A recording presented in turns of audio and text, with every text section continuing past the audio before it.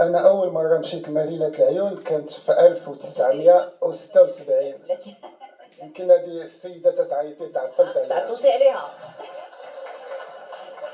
ألو، أنا قلت لهم دابا راك عاد تعيطي تسول عليا، هما تيقبلوا عليك.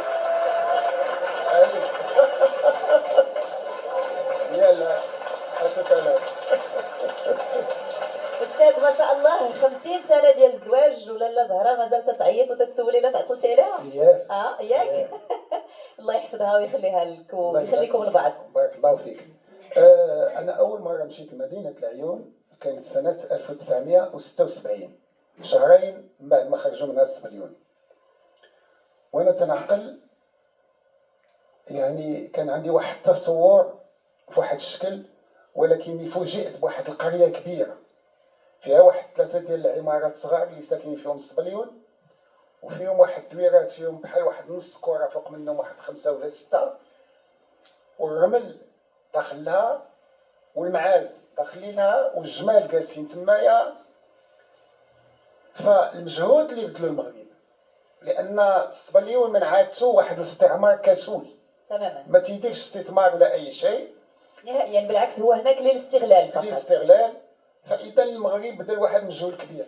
انا كنت اخر مره في هذه واحد العام ولا عام ونص، يعني يمكن لي نقول لك، اسمح لي نقولها لك، وكنت تيقنا بانه الا قربتي المغرب ودزتي لجنوب الجزائر ودزتي لمالي ودزتي للنيجر ودزتي لتشاد ودزتي للسودان، احسن مدينه هي مدينه العيون، احسن من العواصم ديال هاد الدول.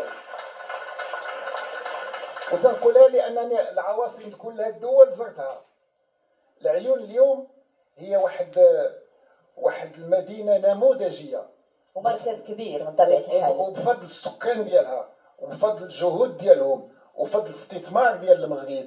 راه في العيون حوايج اللي ما كاينينش في الدار البيضاء وما كاينينش في الرباط.